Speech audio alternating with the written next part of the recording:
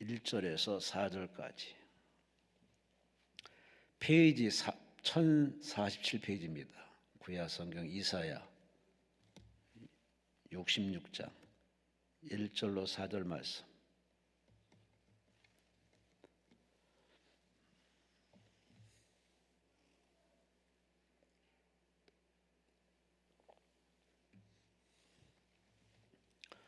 찾았으면 아멘 하시겠습니다.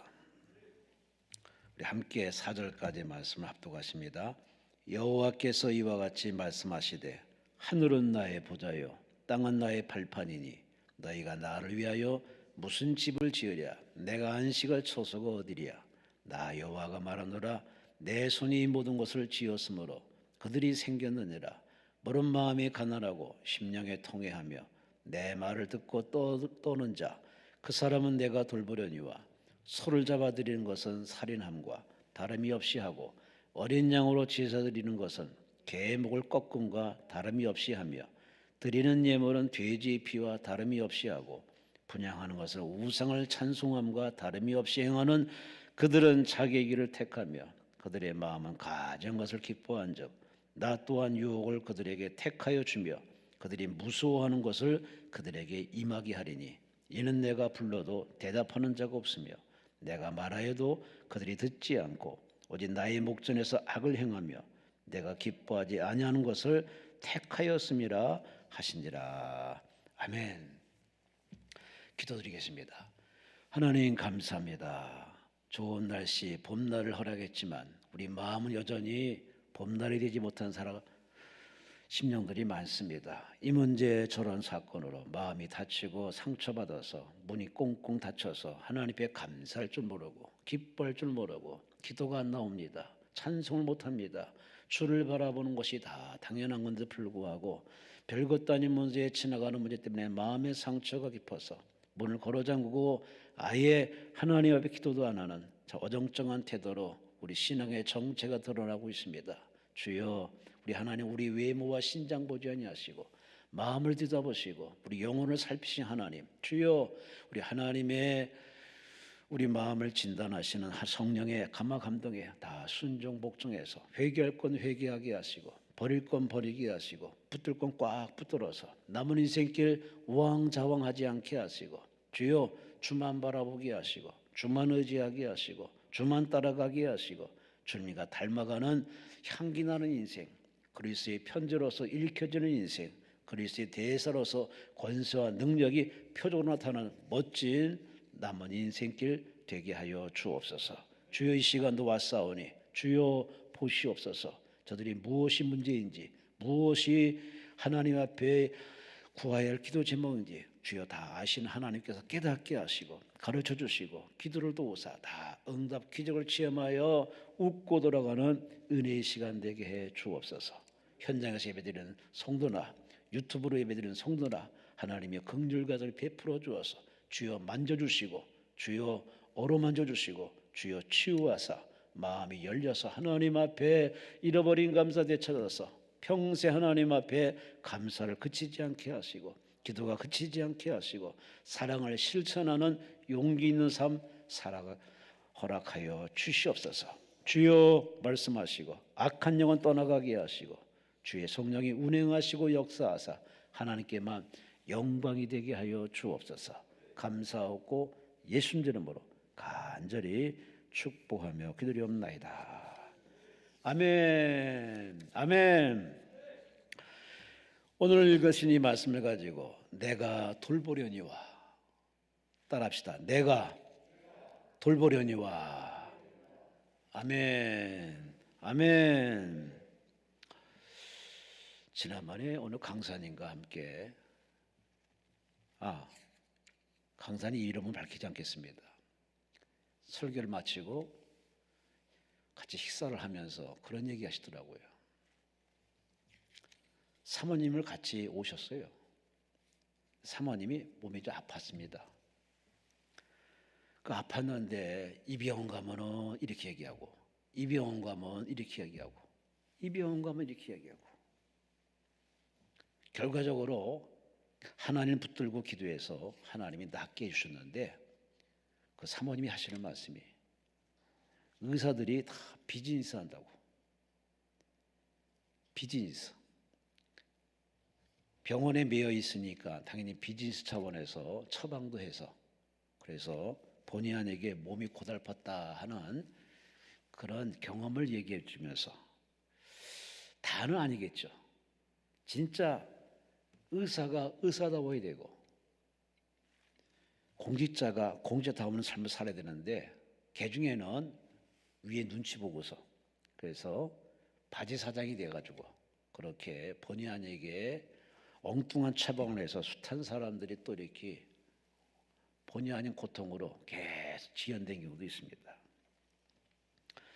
앞서도 말씀드렸지만 다 똑같은 의사는 아닙니다. 개중에는 진짜 명의가 되어서 정말 그 마음을 다뤄주고 아픈 부위에 도움 주는 진짜 의사도 많습니다. 한 외과 의사가 이런 책을 썼습니다. 나는 고백한다. 현대의학을. 이 사람이 이 책을 쓰게 된 이유가 의사들도 모르는 게 너무 많다는, 얼마나 많이 아는 의사라는 말이 아니라 얼마나 많이 모르는지는 하는 걸 거기에 포인트를 두고 쓴 책입니다. 의사가 정말 숱한 책을 들여다보고 공부도 하고 실전 경험도 쌓지만 모르는 게 태반이라고. 그 책의 부제는 불완전한 과학에 대한 한 외과 의사의 노트라는 부제를 썼습니다. 의술은 모든 과학을 집대성한 것이죠. 그래서 의사는 아무나 드린 게 아닙니다.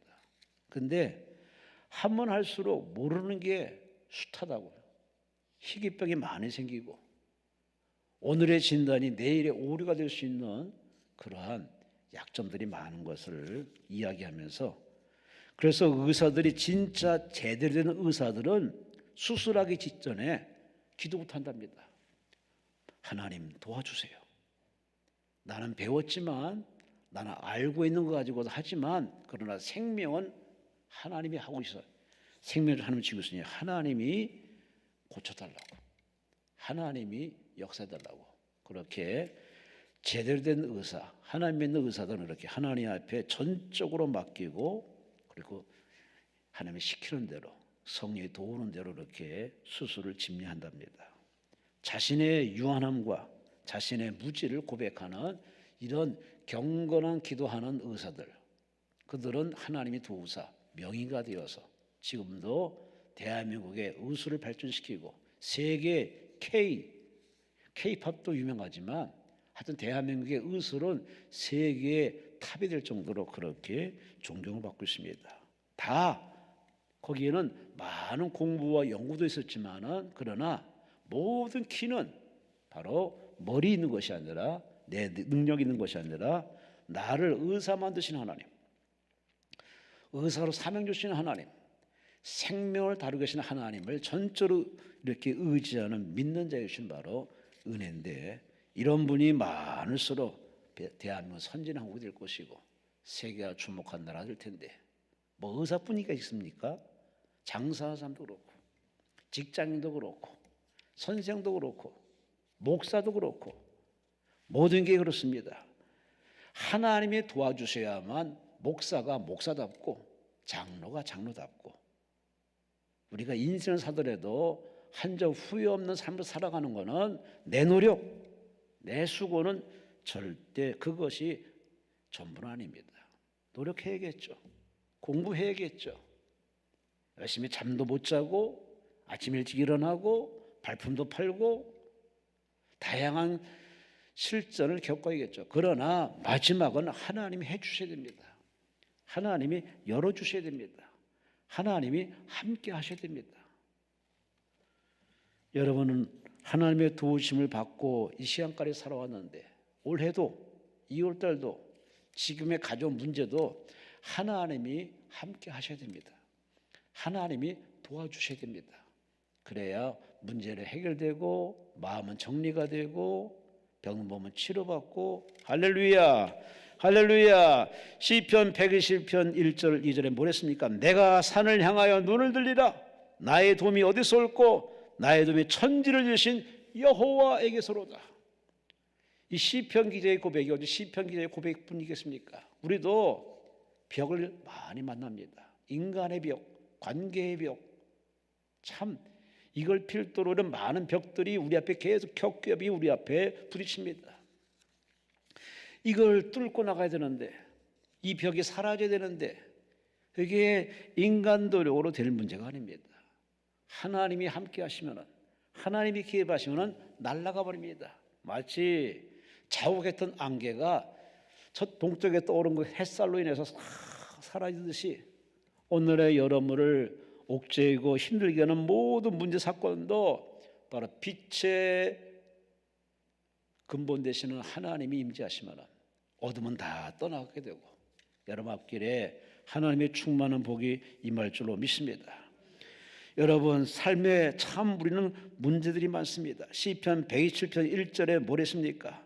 여호와께서 집을 세우지 아니하시면 세우는 데 수가 헛되고 여호와께서 성을 지키지 아니하시면 파수꾼에 깨어있음이 헛되고 너희가 일찍 일어나고 늦게 누우며 수고의 떡을 먹음이 헛되도다.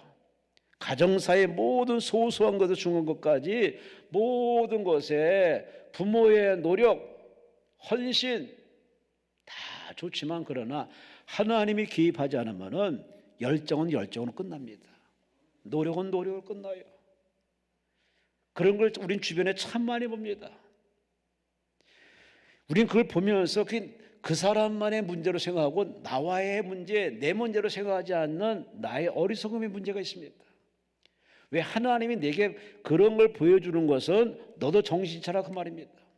너도 똑바로 살지 않으면 그 꼴 날 수 있다는 하나님의 어떤 사인인데 남의 일처럼 생각합니다. 아유, 안 됐네. 참 그러네. 그걸로 땡 치면은 보여주는 하나님이 얼마나 썰렁하겠습니까? 하나님 우리에게 어떤 사람과 연관이 있든 어떤 문제를 겪었든 다 하나님 이위 있는 존재인 줄 아시고 그 과정을 통해 우리는 깨달아야 됩니다.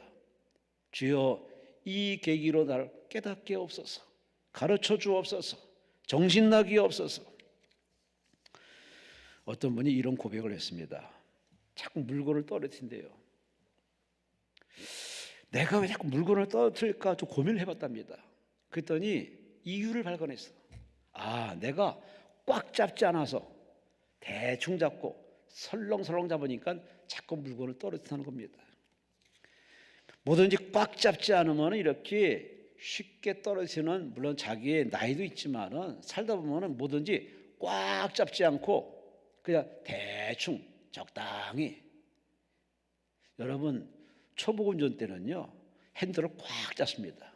이 꽉 잡고 운전할 때는요 아주 이 신경이 다 곤두서 있어가지고 별로 사고가 안 납니다. 근데 이 꽉 잡지 않고 이제 느슨하게 잡으면은 요때 바로 추돌 사고가 납니다. 전복 사고가 납니다. 제가 그랬거든요. 조금 잘한다 해서 핸들 가지고 장난치다가 차를 엎어먹어가지고 참 살아있는 게 참 대견하고 하나님 은혜지만은 살다 보면 이렇게 좀 뭐든지 꽉 붙잡지 않고 설렁설렁 붙잡으면 반드시 그것이 내게 큰 불행, 슬픔, 아픔 여러 가지 치유되지 못하는 그런 상처도 되기도 합니다. 여러분 우리는 살아가면서 무엇을 꽉 잡을까요? 아니 누구를 꽉 잡고 살까요? 우리는 다 아는 얘기죠. 길이요 진리요 생명 되신 예수 그리스도 하나님 말씀, 하나님을 꽉 붙잡고 살아야 되는데 과연 하나님을 꽉 붙들고 사느냐라고 자기 양심에 물어보면 별번 그렇지 않거든요. 예배 때만, 기도 때만, 어려울 때만 하나님을 꽉 부여잡고 나머지 시간은 그냥 놔버립니다. 하나님의 간섭을 싫어합니다. 부담되니까. 나도 자유롭게 살고 싶어는 그 자유욕망 때문에 하나님의 간섭을 싫어가지고 십자가를 팽개쳐버리고 훌훌 이렇게 자유롭게 살려는 이 본능이 너무 강해가지고 자꾸 하나님을 놔버린 경우 있습니다. 과연 하나님을 놓고 사는 인생에 무슨 은혜와 축복이 있겠습니까? 인생을 가리켜서 수고하고 무거움을 진 인생이라고 했습니다. 자식의 짐, 관계의 짐, 섬김의 짐, 직장 생활하는 짐, 돈 버는 짐, 공부하는 짐, 그리고 내 마음은 안 그런데 상대방의 인원이 나서 지어지는 오해의 짐, 뭐 별의별 짐들 우리가 참 많습니다. 이런 짐 때문에 우리는 그냥 살기가 버거워서 그래서 극단의 선택까지 하는 경우가 있습니다. 그런 인생들을 아시고 예수께서 뭐랬습니까?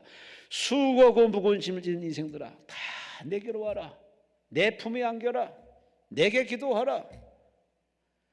우리는 다 이 말씀을 암송하듯 알고 있어요. 그런데 과연 하나님 앞에 문제가 생기면은 득달같이 하나님께 뛰어와서 하나님을 찾고 매달린 사람이 몇 명 되냐 그 말이에요.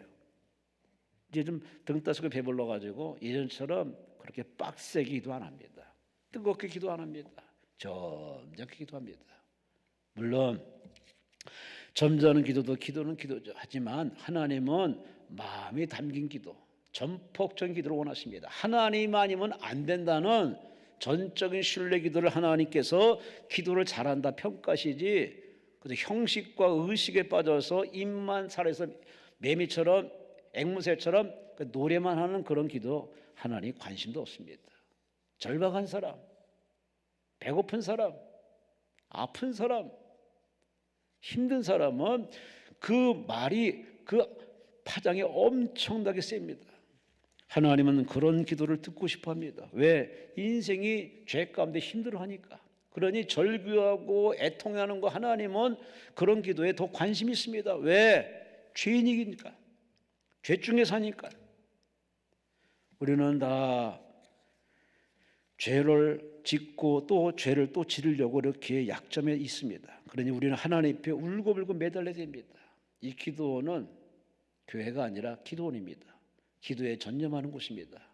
옆사람 의식도 하지 마시고 부지런히 울고불고 기도해서 하나님의 은혜 받고 돌아가시기를 주의 이름으로 축원합니다. 주의 이름으로 축원합니다.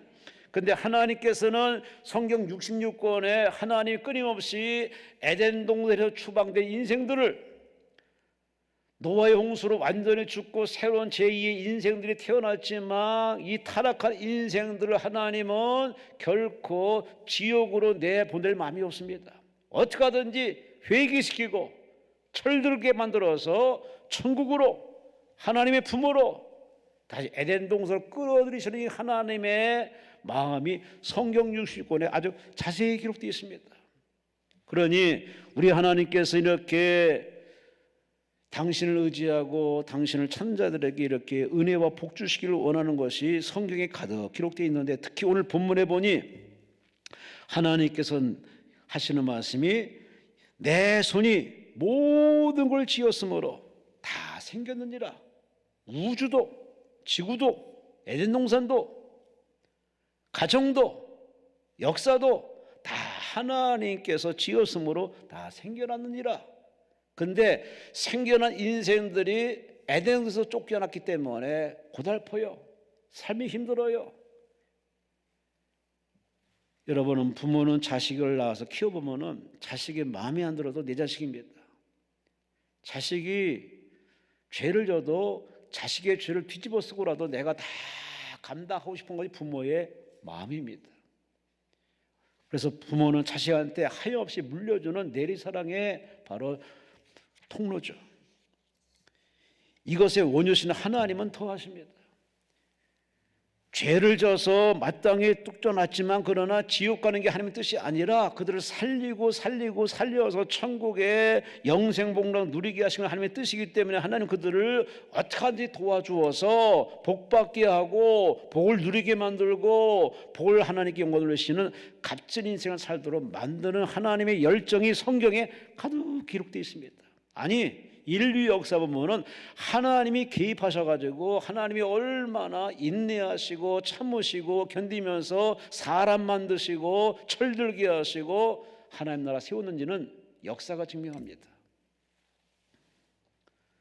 오늘 본문은 이스라엘 유다 백성들이 하나님 앞에 참 죄를 회개를 합니다. 뻔뻔하게 우상을 섬기면서도 또 성전에 와서 하나님을 여호와를 찾습니다. 하나님이 황당한 노릇이지. 우상을 섬기던 그 몸짓과 마음과 모든 삶의 내용을 가지고 또 성전에 와서 여호와를 찾습니다. 하나님 분노하십니다.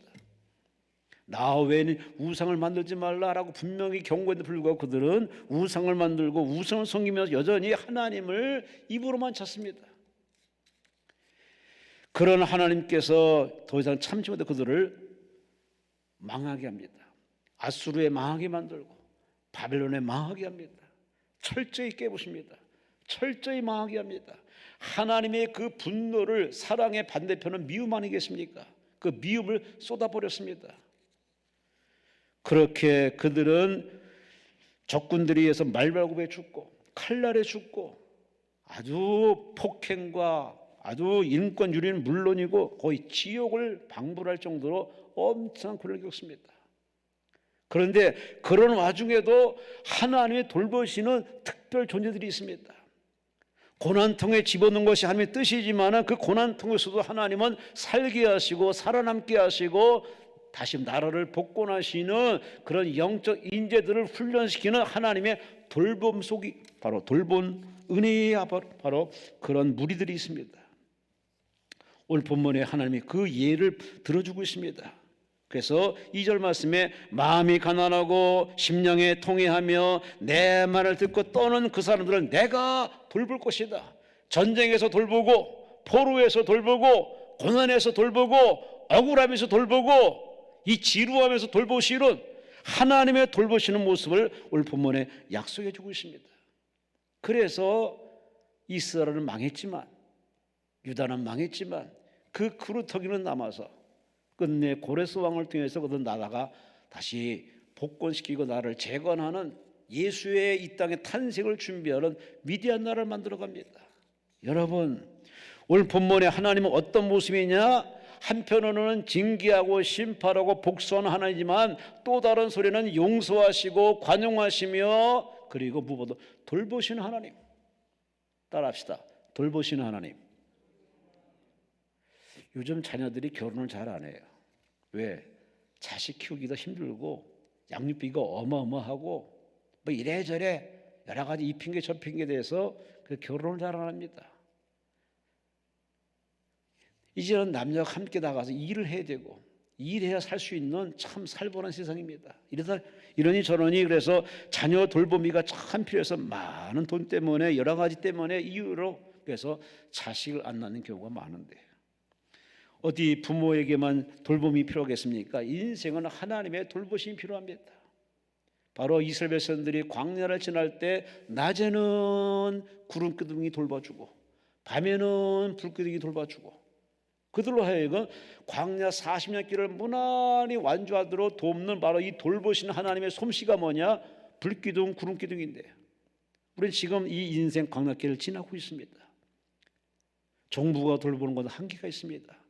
지자체가 돌보는 건 한계가 있습니다. 학교의 돌봄, 부모의 돌봄, 역량의 한계가 있습니다.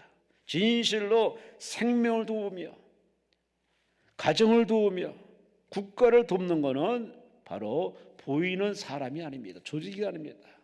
하나님밖에 없습니다. 하나님이 돌보실 때 우리는 반드시 하루도 편안하고 한낮에도 편안하고 한밤중에도 편안하고 잘 땐 두 다리 쭉 펴고 자고 그렇게 넉넉히 인생을 살며 살아가는 인생이 될 줄로 믿습니다. 오늘 본문은 바로 하나님의 약속입니다. 내가 돌보려니와 내가 돌본다. 하나님이 약속하신 겁니다. 너희가 비록 아수르에 망하지만은 바벨론에 망하지만은 내가 저들에게 너를 넘겼지만은 그러나 내가 너는 돌본다. 내가 너는 돌볼 거다라고 하나님이 특정인의 사람들을 이렇게 지목했습니다. 그 사람은 바로 외모간입니다. 바로 오늘 본문에 세 종류의 사람을 하나님이 지켜주고 보호해주고 돌봐주고 먹여주고 입혀주고 아멘도 안 하시네. 아멘도 안 하시네. 뭘 기다리십니까? 하나님이 돌보는 사람 세 종류를 한번 살펴봅시다. 첫째, 오늘 본문 2절 말씀에 나 여호와가 말하노라 무릇 마음이 가난한 사람은 내가 돌보려니와. 할렐루야. 뭐가 가난하다고요? 생활이 가난? 아니에요. 마음이 가난한 사람. 마음이 가난하다. 바로 마음이 가난한 말이 뭘까요? 겸손한 마음, 겸손한 마음, 자기 주제 파악하는 마음, 하나님 앞에 나의 위치를 알아서 하나님이 누군지를 알고 내가 누군지 아는 사람은 겸손할 수밖에 없어요. 여러분, 하나님이 이렇게 마음이 겸손하고 가난한 사람을 돌봐주신다. 왜 이스라엘이 망했을까요? 왜 유다가 망했을까요? 이유는 하나예요. 마음이 가난하지 않아, 겸손하지가 않아, 거만해, 오만해, 아주 자만하기가 아주 한물을 찌릅니다. 왜? 그들은 입으로 헛소리를 많이 했습니다. 하나님이 지키는 나라 망하지 않아, 하나님이 돌보심으로 망하지 않아. 그러면 그 하나님을 우러나는 그 하나님을 진짜 믿냐? 안 믿어요. 안 믿으면서 말만 해. 조직을 지키기 위해서, 기득권을 지키기 위해서 말만 할 뿐입니다. 하나님이 분개할 수밖에 없어요. 하나님을 말하면서 그들이 하나님이 받아야 할 영광을 다 독식해 버렸습니다. 하나님 화가 났지. 마음이 교만하고 거만한 이 백성들을 하나님 내쳐버렸습니다. 아예 하나님의 심판의 빗자루 쓸어버렸습니다. 하나님이 지금도 어떤 사람을 돌보실까요? 바로 겸손한 사람, 가난한 사람. 예배 중에 가난한 사람, 겸손한 사람 보면요, 척 눈에 보여요. 그 기도에, 그 예배의 태도가, 말씀드린 자세가 보인다니까요. 주의 눈에도 보인다면 하나님 눈에는 더 잘 보이겠지. 하나님은 외모에 관심 없어요. 마음이 가난해야 됩니다. 그래서 예수께서 이 땅에 오셔서 첫 마디가 뭡니까? 마태복음 5장 3절 말씀에 심령이 가난한 자는 복이 있나니 천국이 너희 것입니다. 아멘. 천국을 소유하기 원하십니까? 천국을 원하십니까? 가난하세요. 뭘 가난할까요? 마음이 가난해야 됩니다. 마음이 겸손해야 됩니다. 이 겸손은 평생 우리가 싸워야 할 숙제예요. 왜? 한 곳에 오래 전문적으로 이러다 보면요, 사람이 자꾸 교만해집니다. 알고 모르게 때가 기름이 자꾸 묻어요. 그래서 말도 함부로 하고 눈길도 아주 예전 같지 않고 그 사람에게서 왠지 겸손한 모습이 안 보여요. 이게 어쩔 수 없는 죄인들의 모습입니다. 예를 들면은 이스라엘의 초대왕 사울, 처음에는 얼마나 마음이 가난했는지 제가 무슨 왕입니까? 저희 지파에 왕 될 사람은 없는데요 라고 이렇게 겸손했던 이 사울이 아이고 왕이 되어서 저가 백성의 인기 받고 박수 받으니까 완전히 주제 파악 못하고 이제 거드름 핍니다. 자만심이 빠져가지고 그는 주의 종 제사장이 드릴 제사를 겁도 없이 자기가 드린다고 들어가고, 하나님이 저 백성을 멸하라, 아말렉을 멸하라 했으면 그냥 아멘했던 예전의 순종은 다 날려버리고 그는 부분적인 순종, 절반의 순종만 했습니다. 그리고 한다는 소리가 내 백성의 눈길이 무서워 내가 끌고 왔습니다. 아니, 하나님께 제 드리려고 하나님의 제사를 운운하면서 그는 자기 욕심을 채웠습니다. 자기 권력을 과시했습니다. 그러니까 하나님께 돌아갈 영광을 모조리 독식했던 이 사울, 하나님이 외면해버립니다. 겸손을 저버린 이 왕을 내쳐버립니다. 그래서 그를 쫓아내죠. 그는 끝내 인생을 자살로 끝냅니다. 와, 이게 뭐요? 시작이 좋으면 뭐합니까? 지금이 좋으면 뭐합니까? 결과가 자살, 결과가 이 망조던 이 사울 왕. 지금도 많은 사람들이 이 길을 가고 있습니다. 교도소 들어간 거 보면은, 망하는 거 보면은, 자살하는 거 보면은 나는 그러지 말아야지 하고 어떤 깨달음이 와야 되는데 사람들은 그 깨달음을 받지 않는 것 같습니다. 그럼 그 사람만의 문제로 생각합니다. 지금 우리나라는 계속 악순환입니다. 반복된 다람쥐 쳇바퀴 돌았던 거 다람쥐처럼 매일 치고받고 싸우고 네가 크네 내가 크네 죽일 놈 살 놈 맨날 이 짓거리 하다니. 그러니 서민이 불편해, 국민이 편치 않아. 여러분, 한 조직 내에서도 마찬가지입니다. 그냥 불편한 걸 계속 답습하면은 그 조직은 망해요. 교회도 마찬가지입니다. 신앙이 어른되면은 더 겸손하게, 눈길도 겸손하고 말도 겸손하고 어서 오셨냐고 라고 이렇게 친절히 보면 얼마나 좋아. 오히려 그 조직에 끼지 못하도록 그 쌀쌀한 눈살과 그리고 바라보는 그 태도부터 시작해서 그 매너까지 불편함이 이만저만. 그래서 가끔 다른 교회 가서 예배 드리려고 하면 왜 이렇게 따가운 시선이, 하나님은 우리를 부드럽게 어서 왔냐고 하는데 그 따가운 시선 때문에 끝내 그 교회에 기도도 못하고 그냥 쑥 빠져나오는 경우를 아주 많이 경험합니다.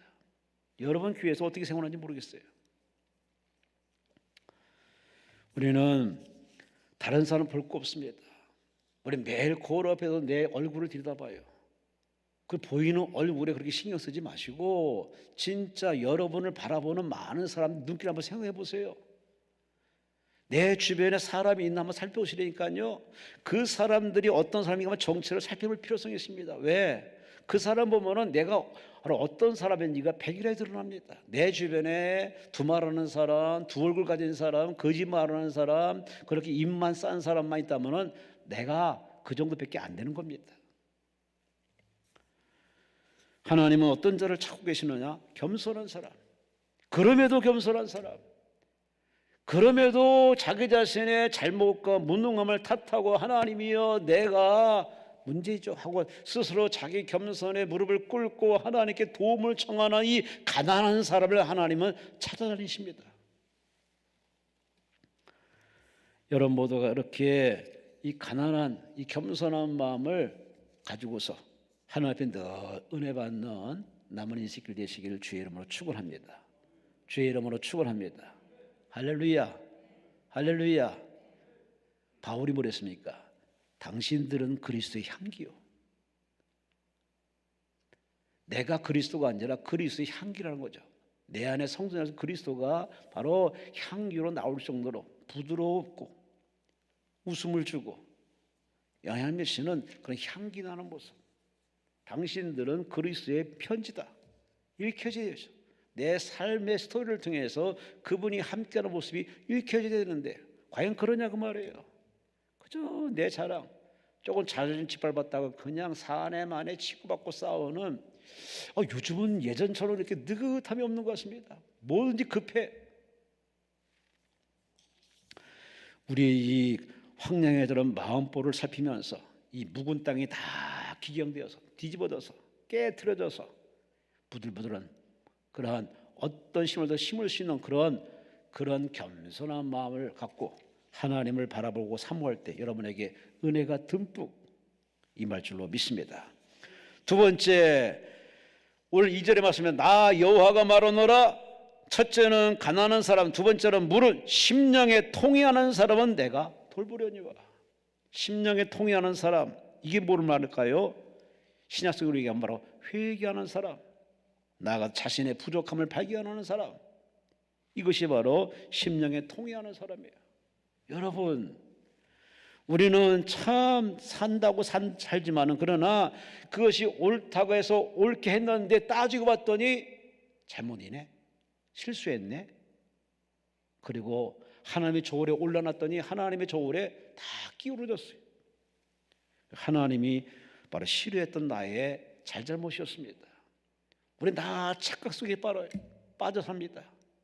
내가 옳으니 다 옳다고 여깁니다.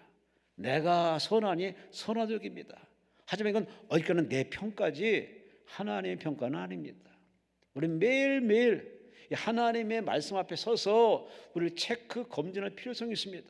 그래서 성경을 읽는 이유는 성경은 영의 양식이기도 하지만 성경은 거울이에요. 거울. 영적인 거울이에요. 말씀의 거울 앞에 서면은 나의 민낯이 확 드러나요. 어디가 문제인지, 어디가 더러운지를. 근데 우리는 하나님 말씀 앞에 서기를 싫어합니다. 왜? 들통나니까, 두려우니까. 평생 이렇게 필요한 때만 이렇게 슬쩍 얼굴 비추고서 우리 스스로 자기 얼굴 감추려고 대충 살려고 합니다. 그런 인생이 갈 곳은 뻔하죠. 천국이 어떻게 가겠습니까? 앞서 사울을 봤었지만 사울의 반대편인 다윗은 같은 실수를 보면서도 다윗은 선지자가 찾아와서 당신이 죄인입니다 하는 그 삿대질 앞에 분노하는 사울과는 달리 오히려 맞아요, 제가 그랬습니다, 내가 죄인입니다, 내가 죄인 중에 계십니다, 내가 문제입니다, 내 탓입니다, 내 잘못입니다 라고 회개하고 심지어 침상에 요거 다 적시도록 그는 이렇게 하나님께 울고불고 하나님 앞에 회개를 했습니다. 그래서 하나님이 다윗을 선택한 것을 후회하지 않았습니다. 회개할 줄 아는 사람, 여러분이 물어보겠습니다. 여러분 회개를 잘 하시는지. 요즘 감각이 자꾸 영적 감각이 무뎌져 가지고 막 그냥 하나님이 뒤통수 때리고 옆구리 걷어차는데도 으악 이 소리만 하지 회개를 안 해. 이게 지금의 신앙 크리스천들의 영적 상태입니다.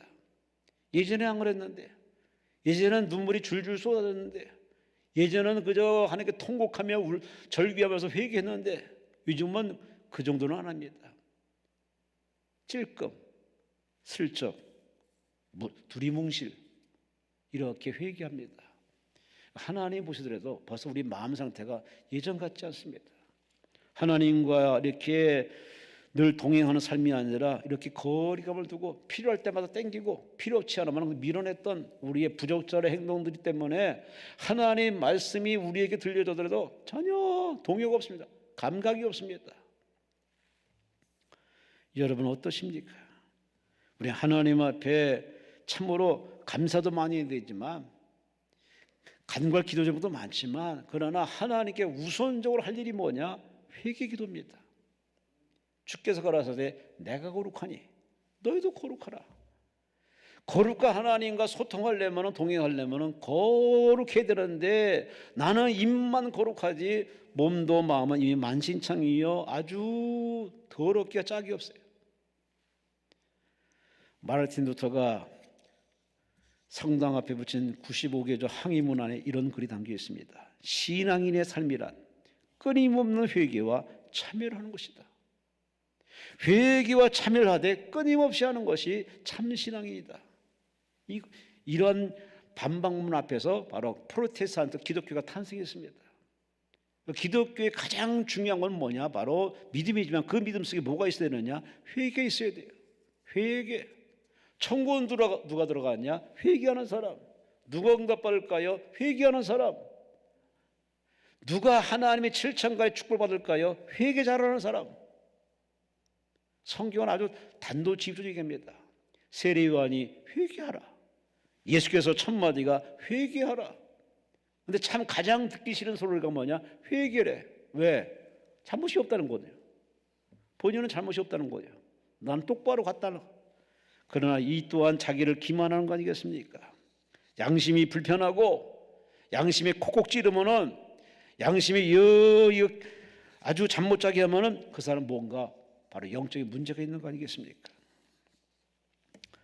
그래서 우리는 회개와 참회에 따르는 하나의 징표가 있습니다. 그게 뭐냐? 눈물입니다.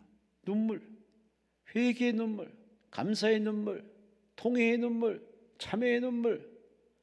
그 예수 믿는 사람은 이 눈물이 줄줄 흐르는데 그 눈물의 선지자가 있습니다. 바로 에레미야.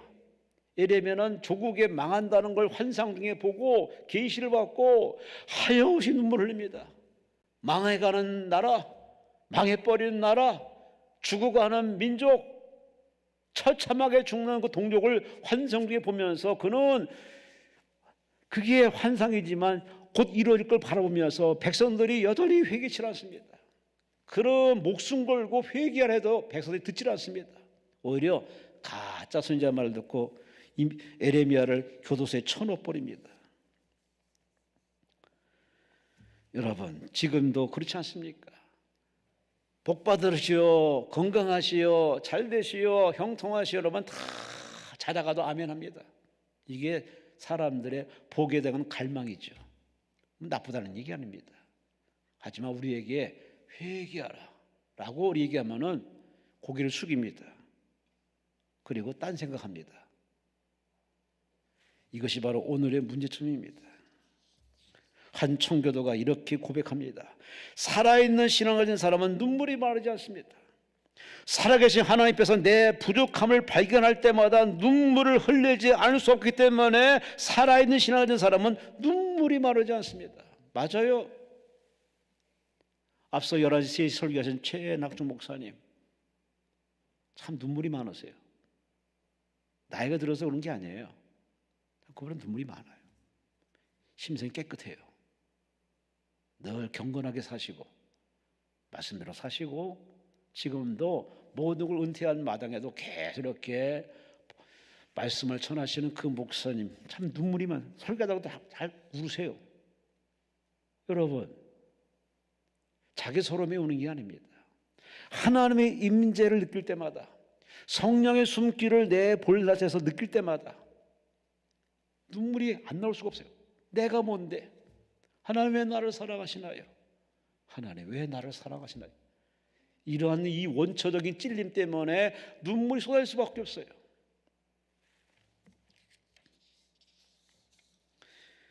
근데 자꾸 우리 삶이, 우리 생활이 자꾸 우리 눈물을 뺏어요. 눈물 흘릴 시간에 똑바로 앞을 보고서 열심히 뛰어가라고, 돈 열심히 벌라고 자꾸 등 떠밀어요. 조직이 떠밀어요. 세상이 떠밀어요. 떠밀려고 하면서도 내가 지금 뭐하고 있는 거지? 하나님 절박함을 깨달음을 느끼기도 전에 또 나가서 그냥 기계처럼 일을 합니다. 그러니 그 사람에게 무슨 눈물이 있겠습니까? 드라마 보고 울고, 예? 드라마 보고 운다는 거는 그만큼 작가가, 연출자가 잘해서 그러겠죠. 그런데 그 보고 흐르는 눈물보다는 과연 하나님 앞에 나라는 존재가 발견될 때 내가 뽀송뽀송한 눈으로 과연 그것을 계속 지켜볼 수 있나? 아니거든요. 하염없이 눈물 흘리죠. 하나님 왜 나를 사랑하시나요? 라는 이 절규가 나올 수밖에 없듯이, 여러분이 이 성산의 기도 제목을 가지고 오셨는데 하나님께 우세요. 우는 게 제일 빨라요. 우는 자편은요 모든 마음이 녹아요. 하나님 마음도 녹아요. 서러움에 울지 마시고 하나님의 사랑에 확인해서 우세요. 나는 이토록 사랑하시고 죽이지 않고 살리시고 계속 기회 주시고 계속 사랑하신 그 하나님의 사랑을 깨닫고 그 사랑 앞에서 펑펑 울어보시려니까요, 예수님도 이 땅에서 참 우셨어요. 예루살렘 망하는 걸 보고 참 제 아들이 예수님 왜 우세요?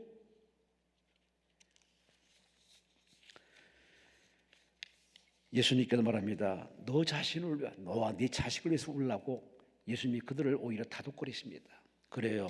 우리는 우는 사람이 됩니다. 신앙이 깊은 사람일수록 눈물이 마르지 않습니다. 눈물이 신앙을 본질로 인도해 갑니다. 눈물이 고인 눈에는 십자가의 주님이 보입니다. 눈물이 젖은 눈으로 바라보면 부활의 주님이 바라보여요. 그러나 눈물이 말라버리면요, 하나님이 온데간데 없이 보이질 않거든요. 옆집의 하나님, 저 교회 하나님, 그렇게 오해해요. 아니에요. 하나님이 여전히 여러분을 사랑하십니다. 저 여러분을 사랑하십니다. 그래서 하나님이 제일 듣고 싶은 소리가 뭐냐? 나의 힘이 된 여호와요, 내가 하나님을 사랑합니다. 그치? 아멘도 안 하시네? 한번 해보시라니까. 하나님의 제일 듣고 싶은 소리는 하나님을 사랑합니다 고백이에요. 마지막으로 마음이 가난한 사람, 그리고 심령에 통회하는 사람, 마지막으로 누가 하나님의 돌보심을 받을까요? 여기 2절 말씀에 나 여호와가 말하노라, 물은 나의 말을 인해서 떠오는 사람을 내가 돌볼 것이다.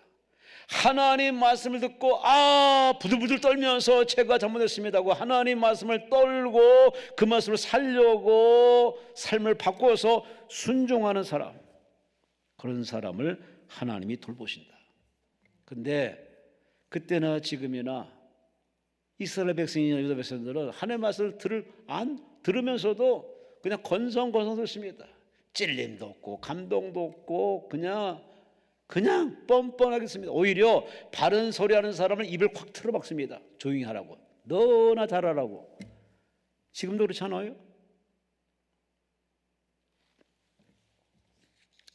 로고스 말씀은 우리 모두가 다 들어요. 이렇게 다 들어요. 들을 수 있고 안 들을 수 있어요. 그런데 레이마 음성이 있어요. 옆 사람이 못 들어요. 다수가 못 듣습니다. 개인에게 하나님 번개같이 들어갑니다. 여러분의 귀 확성기에 확성되듯이 큰 천무간 소리 들립니다. 그 소리를 우리는 들어야 되는데 들을 수 있는 이 감각이 막힌 사람, 귀가 막힌 사람이 참 많아요.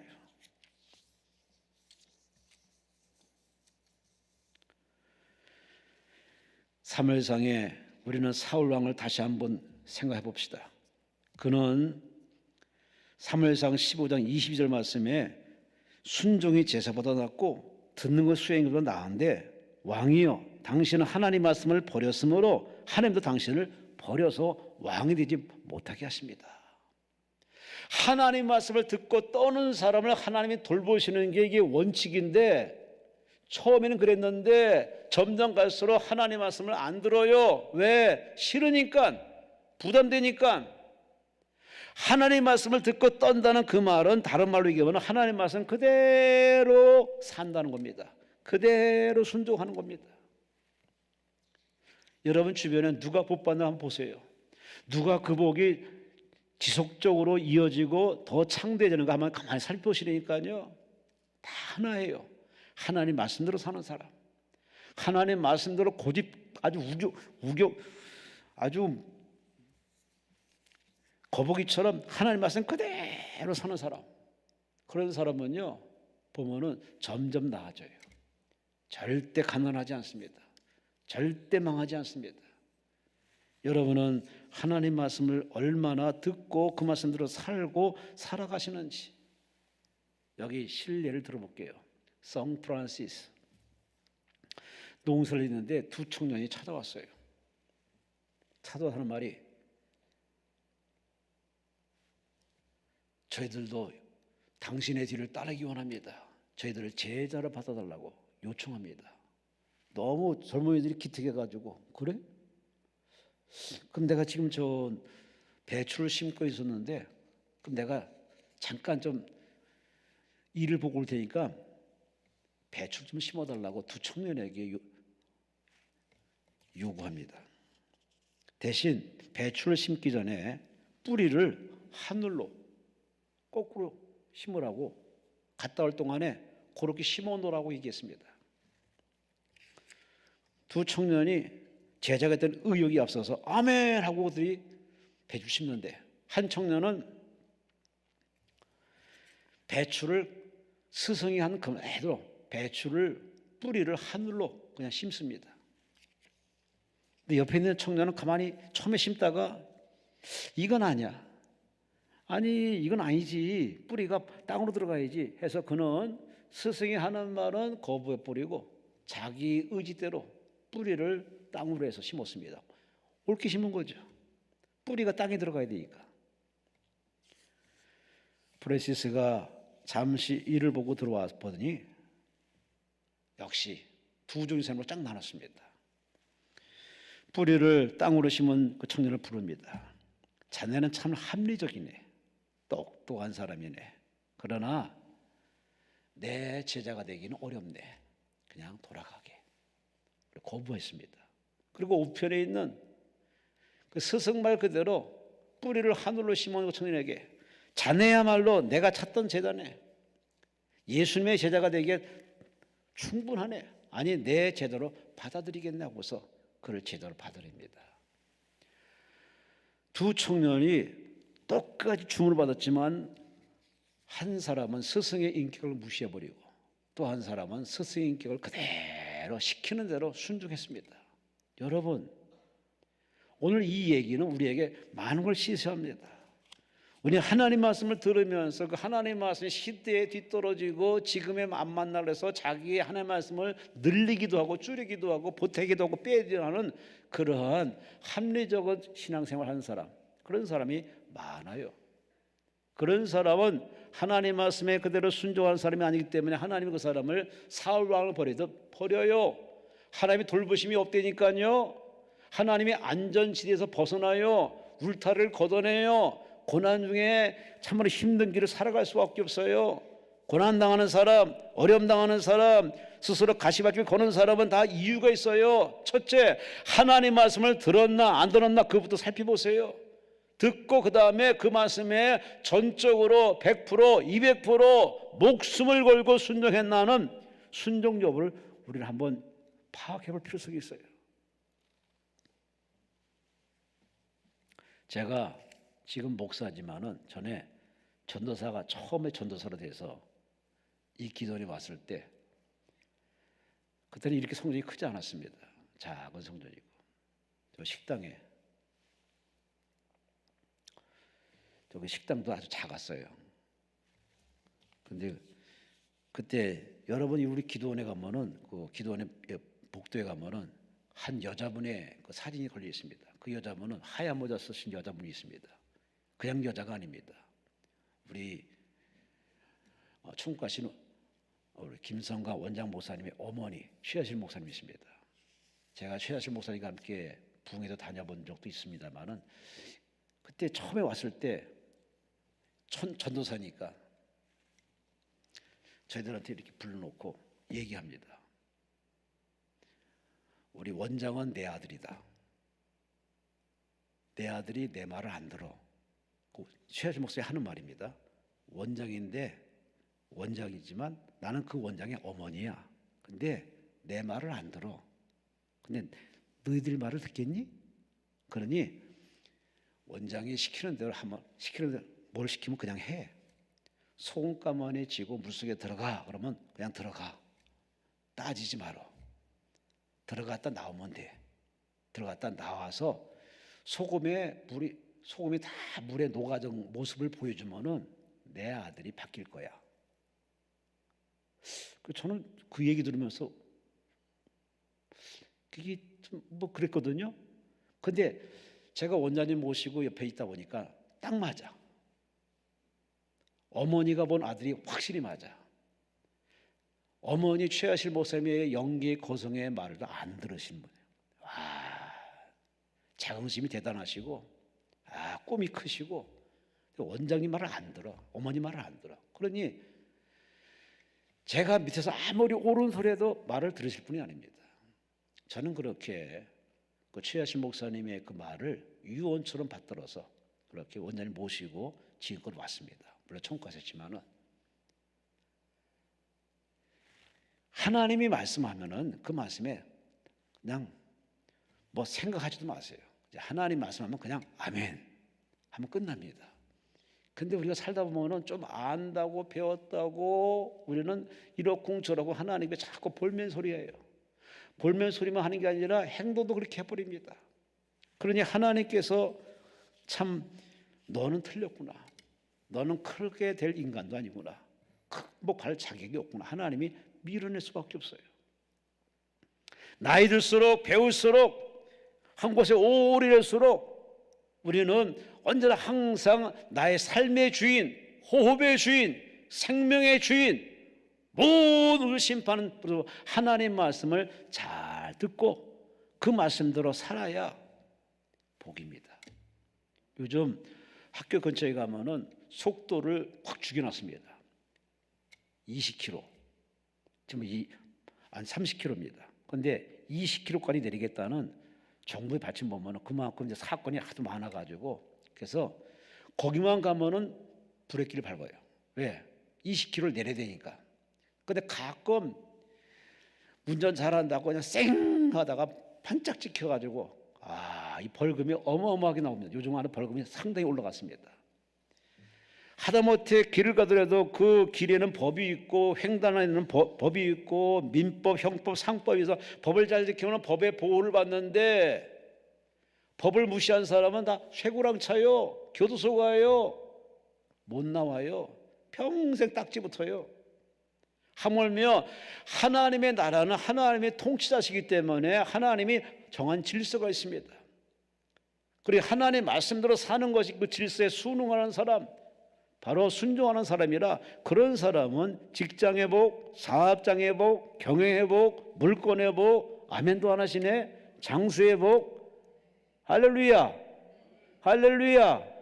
그래, 내가 복받지 못하는 이유는 하나예요. 하나님 말씀을 듣기만 했지 그대로 안 살아. 그러니 나는 깨져야 돼, 터져야 돼, 빼앗겨야 돼. 그래야 내가 철들거든.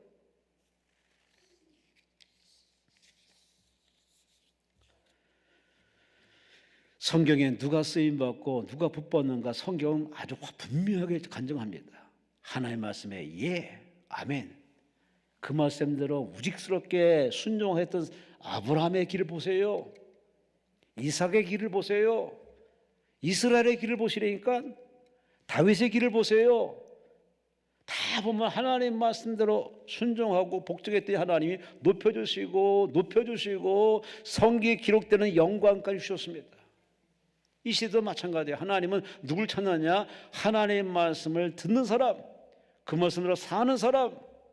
직분에 중요한 게 아닙니다. 연수가 중요한 게 아닙니다. 성경을 달달달 외우면 뭐해요? 말씀대로 살아야지. 결론으로 매듭을 짓겠습니다. 우리가 하나님께 쓰임받고 복받으며 누리며 상받는, 그야말로 하나님의 은혜를 받는, 하나님의 돌보심을 받는 아주 복 있는 사람을 살고자 원하신다면 오늘 본문에 하나님이 아주 답을 얘기해 줍니다. 나 여호와가 말하노라. 무릇 겸손한 사람, 회개하는 사람, 그리고 순종하는 사람은 내가 돌볼 것이다. 내가 돌봐줄 것이다. 잘 되게 하고 형통케 하고 부유하게 만들고 장수하게 만들고. 할렐루야. 반면에 3절 4절에 하나님이 경고하십니다. 이스라엘도 경고하기를, 반면에 가증한 것을 기뻐하는 사람, 내가 불러도 대답하지 않는 사람, 내가 말해도 듣지 않는 사람, 하나님 목전에 악을 행하는 사람은 5절에 말씀하기를 수치를 당하리라, 버림당하리라, 망하리라, 저주받으리라. 하나님이 극명하게 갈라놓고 있습니다. 여러분의 선택입니다. 말씀드린 여러분의 선택입니다. 남은 인생을 어떻게 살기 원하십니까? 하나님의 품 안에서 하나님 돌보면서 사랑받으며 그렇게 살기 원하십니까? 아니면 하나님 앞에 내침받으며 인생을 나 홀로 힘들게 살다가 지옥불에 가기 원하십니까? 인생은 한 번입니다. 파커라는 사람이 모든 것의 가장자리에서라는 책을 썼습니다. 이 책 속에 한 구절이 상당히 감동적인 구절이 있습니다. 들어보세요. 나이 드는 게 좋은 것은 무엇보다도 끝자락에서, 삶의 끝자락에서 바라보는 시선이 놀랍기 때문이다. 살아보니까, 겪어보니까, 그 삶의 끝자락을 바라보니까 이제는 세상이 아름다워 보이고 좋게 보이고 긍정해 보인다는 이 말. 여러분, 우리는 너무 내 입장에서 나의 좁은 시경 가지고 하나님에 대해 이렇쿵저렇쿵 말하는데 아니에요. 하나님은 여러분의 시야를 넓혀주기 위해서 다양한 체험도 주시고 다양한 당업들도 하시는데, 하나님이 여러분이 고생하는 것이 하나님의 본심이 아니라고 성경 분명히 얘기하고 있습니다. 그러니 하나님의 마음을 슬프게 하지 마세요. 하나님 여러분이 예쁨 받고 사랑받고 장수하기 원하는데 얻어 터지고 깨지고 망가지고 찢겨지고 죽는 경우를 스스로 만들지 말라고 말입니다. 인생은 한 번입니다. 두 번 사는 게 아닙니다. 한 번입니다. 후회 없는 삶을 살기 원하신다면, 하나님과 동행하는 멋진 돌봄 속에 살아가는 멋진 인생을 원하신다면, 첫째, 겸손하세요. 두 번째, 회개에 승리하시기 바랍니다. 마지막으로 하나님 말씀 듣고 그대로 순종하세요. 모쪼록 오늘 말씀 여러분 모두가, 이 말씀 듣는 여러분 모두가 다 복 있는 사람으로 올 한 해를 살아가시기를 주의 이름으로 축원합니다. 주여 삼창하며 통성으로 기도합니다. 주여 주여 주여. 하나님 아버지, 원인이 내게 있습니다. 문제가 내게 있습니다. 하나님 앞에 참으로 우리 자신들이 매일매일 살아가면서 겸손할 줄 모르고 회개할 줄 모르고 순종할 줄 모르고 주여 마음의 자만심에 거만과 오만함에 교만함에 점점 마음이 아버 딱딱해져 갑니다. 주여 가난한 마음보다는 우리 마음에 온갖 세상으로 부유함으로 칠하고 있습니다. 주여 이 더러운 마음에 무슨 하나님은